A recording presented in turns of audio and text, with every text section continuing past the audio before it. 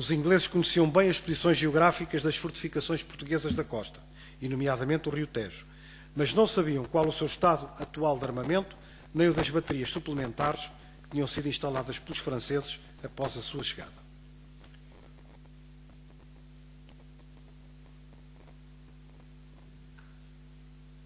Alguns destes navios portugueses foram postos ao serviço para vigiar e controlar os movimentos da esquadra inglesa, e particularmente a guarnição do Vigis observava cuidadosamente e informava para terra todas as posições e movimentos da esquadra britânica. Cada chegada ou partida de navios era cuidadosamente observada e reportada para Junot. Junot pensa, no entanto, contrariar este controle britânico das águas portuguesas, dando ordens no sentido de ser criada e aprontada uma esquadra francesa que, em conjunto com os russos, pudesse representar uma força considerável.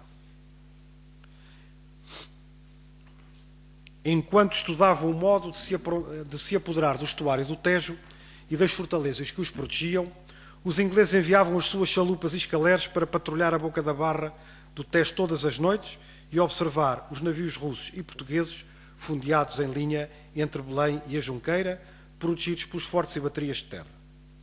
Junto deles estava o navio mercante português Espada de Ferro, que servia de depósito das riquezas roubadas pelos franceses, incluindo as pratas dos conventos, e que os franceses haveriam de levar do país com o consentimento dos britânicos. Noutras ocasiões, os brigos e as chalupas inglesas aproximavam-se dos fortes do Tejo, especialmente do Bugio, mas foram sempre afastados a tiro e algumas vezes as patrulhas eram mesmo apresadas pelos franceses. Quando, em maio de 1808, já, portanto, com a barra do Porto Aveiro aberta, se dá a revolta em Espanha das populações contra a ocupação de Napoleão, Junot fica isolado em Portugal. Por outro lado, as suas linhas de abastecimento e comunicação com a França são interrompidas pelos guerrilheiros espanhóis. A esquadra russa passa a ser mais um elemento vital para a segurança do exército francês. Mas o almirante Siniavin nunca se mostrou favorável à colaboração com os franceses. Napoleão envia novamente a Junot instruções para organizar a esquadra, mas os navios portugueses nunca haviam de entrar em ação. Mobilizaram-se 450 oficiais e marinheiros franceses, foram mandados embarcar alimentos para 6 meses, mas nunca foi possível aprontar os navios portugueses que se encontravam no Tejo. Entretanto, com a transferência do controle da esquadra russa do czar para o imperador francês, este esperava poder criar uma força conjunta capaz de se opor aos navios ingleses. Estes planos não viriam a concretizar-se devido à revolta espanhola, que culminaria com a retirada e a prisão das forças espanholas estacionadas no território português em 7 de junho de 1808. Como conclusão, podemos tirar que... Perdão, isto foi para trás. À data em que o engenheiro Luís Gomes de Carvalho reabria a barra da Ria de Aveiro, Portugal vivia momentos difíceis. O território europeu estava ocupado pelas forças militares franco-espanholas que realizaram a primeira invasão francesa. A corte e o governo estavam no Rio de Janeiro, evitando ser aprisionadas pelos invasores e garantindo a sobrevivência do Estado português.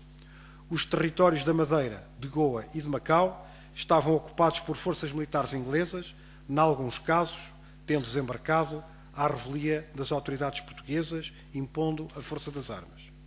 A Royal Navy bloqueava a costa portuguesa com uma esquadra de 22 navios. Mas a abertura da barra fez-se porque Aveiro ficou fora das rotas da invasão de Junot em 1807 e os trabalhos não foram perturbados.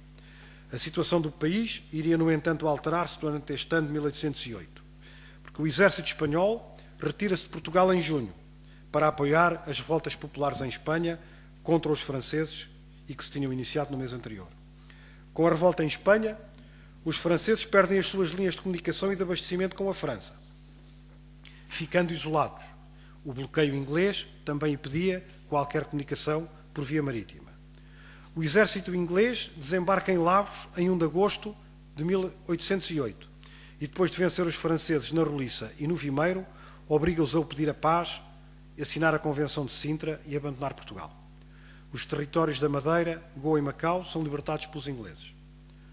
O Porto de Aveiro vai ainda participar no esforço de guerra contra a França, pois aqui se reuniram em 1809, durante a segunda invasão, as forças anglo-lusas do Wellington, embarcando no Rossio uma das suas divisões em direção ao Var. A Barra permitiu ainda o reabastecimento do exército em operações contra os franceses de Soult, facilitando as ligações com Lisboa.